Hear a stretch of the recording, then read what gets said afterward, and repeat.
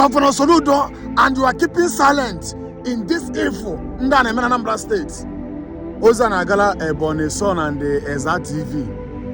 Eventually, Bonobo or go on Nado between Anambra and Ebony. Mbunga with the phone gacho on our Bokon also. That is what I'm going because as you go where Ebony Son opened yesterday. Only on Nacho between Anambra and Ebony State.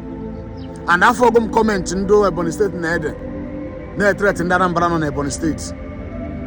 Onwe ife omele onye Anambra State na Ebony State. Mba ife ahụ na chunge nwote ofuma. Ibulu onye Anambra now watch this video. Make sure that you share this video. Make sure that you share this video. And it's my opportunity when I work for Soludo because I do video 5 months ago. Work for Soludo saying that this Udoga show up at Anambra State. It will destroy his political party.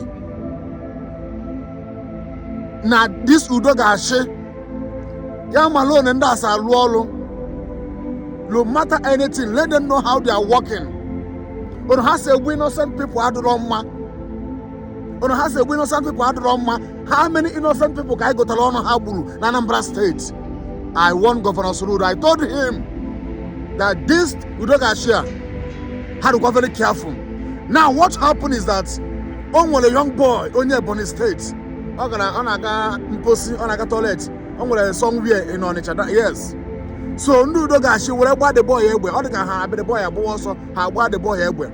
Now I'm against what they did. I'm against it.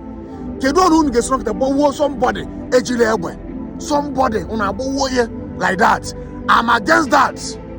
Now, if you would say Muife Ebony Son as that TV name, how do we see an Anambra second Anambra Nebunde Ebony State? Mfuse comment in the Ebony State name that they will start doing it. Na Anambra will loco. Na Anambra and Ebony State with the same boundary. No, I'm with the same boundary. They are starting threatening Anambra people. Onwe ife omoro onye Anambra State na Ebony State. Mgbe ife ahụ na-achọ unu ga-enweta ọfụma. Because nobody is happy if I do Udoga in Anambra State. And even now, Udoga right now, in the Ebony State, Naba, in the Nuku Naba, in Anambra, Manda Blondie Bono, Udoga. The other time, one woman on your Newi, one on your Newi, Udoga by mistake, they can handle. Or Boon on your Bauda woman who go in Ebony State, you. On your Bauda to your brother, get out there, or Blonia Ebony State, Bono, that boy. I'm not in support of what these people did. Man, here na umi owu orun say those here now.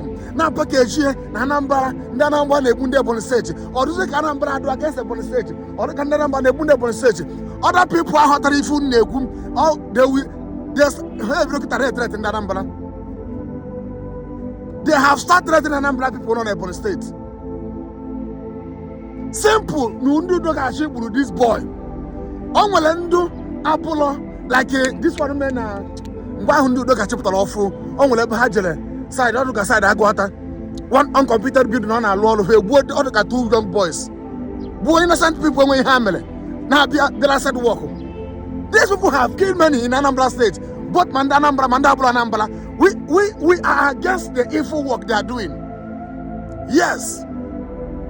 Man only person now do is in form of Anambra and Ebunde Ebony State, in form of fever I cause trouble. Trouble I blow one now. When Ebony Son and that TV and all these people that threaten Anambra, only from Anambra State, Ebony State, because of people own them now. The one lady is out to Henny now. Governor Soludo, and you are keeping silent in this evil in Anambra State. And I'm treat people bad. Now we innocent people. You may sure no because of your brother, or your sister, or your family member. Wicked generation.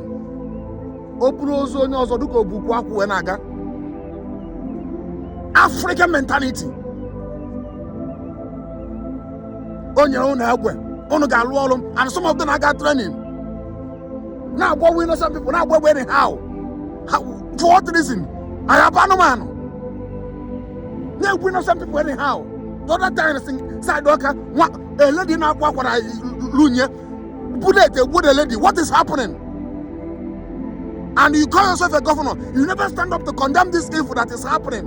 and then innocent people. I told you that if you not take time, this thing will destroy your political party, your political system. Africa, I don't know what is happening to Africa. Black people, unafu, people like an animal. Highest in Ego, highest I will settle their family. Ego, what is money? Go one but my family member. Where are going to come like here? What is happening? I'm landing this message up. I'm not happy for what I'm seeing in Anambra State. I'm not happy. But if I me when I'm if I do Ebony son my TV when has a package if I get now I took a haji for cause or trouble. Now I took a haji for cause or trouble.